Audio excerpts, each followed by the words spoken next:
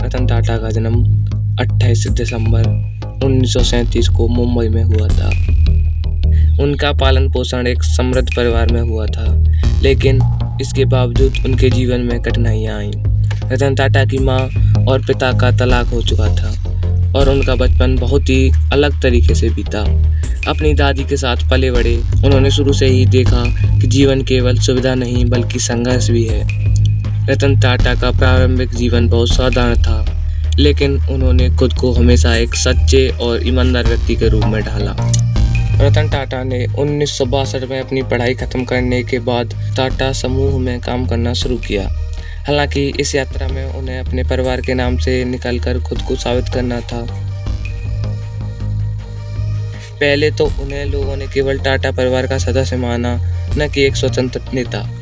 लेकिन रतन टाटा ने अपनी मेहनत और ज्ञान से सिद्ध किया कि वह सिर्फ नाम नहीं बल्कि असली नेतृत्व का प्रतीक है।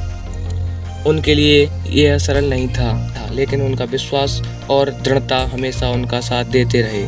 धीरे धीरे उन्होंने टाटा समूह के हर पहलू को समझा और कई महत्वपूर्ण निर्णयों में शामिल हुए।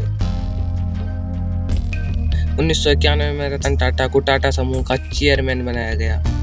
ये समय समूह के लिए बहुत कठिन था। कंपनी संकट में थी और उन्हें बहुत सी चुनौतियों का सामना करना पड़ा। रतन टाटा ने मुश्किलों का सामना किया और उन्होंने अपने नेतृत्व से टाटा समूह को संकट से उबारा। उन्होंने TCS जैसे प्रमुख उपक्रमों को नई ऊंचाइयों पर पहुंचाया।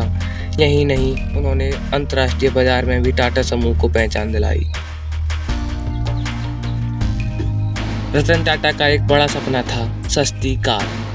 भारत के गरीब वर्ग के लिए एक ऐसी कार बनाना जो सुरक्षित, भरोसेमंद और किफ़ायती हो। ये सपना 2008 में टाटा नैनो के रूप में साकार हुआ, लेकिन यह सफलता आसान नहीं थी। नैनो की निर्माण प्रक्रिया में उन्हें कई कठिनाइयों और आलोचनाओं का सामना करना पड़ा। लोगों ने कहा कि वह इतने सस्ते दाम में गुणवत्ता और सुरक्षा की समझौता नहीं कर सकते, लेकिन रतन टाटा ने इसे चुनौती के रूप में लिया। रतन टाटा की जीवन यात्रा केवल व्यापार में नहीं बल्कि व्यक्तिगत संघर्षों में भी थी। एक पारिवारिक व्यक्ति के तौर पर उन्होंने कई बार व्यक्तिगत और पेशेवर जिम्मेदारियों के बीच संतुलन बनाना पड़ा।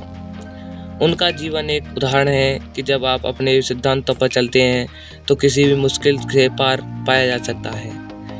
टाटा समूह को भी सफलता मिली।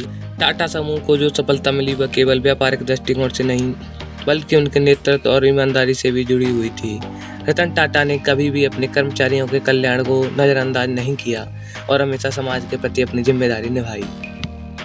2012 में रतन टाटा ने टाटा समूह के चेयरमैन के रूप में रिटायरमेंट लिया, लेकिन उनका प्रभाव अब भी जारी है। रतन टाटा का जीवन ये दर्शाता है कि संघर्षों और मुश्किलों का सामना करना ही सफलता का असली मार्ग है। उनकी विरासत सिर्फ उनके व्यावसायिक निर्णय में नहीं बल्कि उनके सिद्धांतों, करुणा और समाज की प्रतिबद्धता में भी है। रतन टाटा का नाम अब केवल एक उद्योगपति के रूप में नहीं बल्कि एक महान नेता के रूप में लिया जाता है। रतन टाटा का जीवन एक प्रेरणा है। उन्होंने अपने संघर्षों से यह सिद्ध किया कि कठिनाइयों के बावजूद अगर व्यक्ति ईमानदारी और मेहनत से काम करता है तो न केवल व्यापार में बल्कि समाज में भी सफलता पा सकता है। जय हिंद।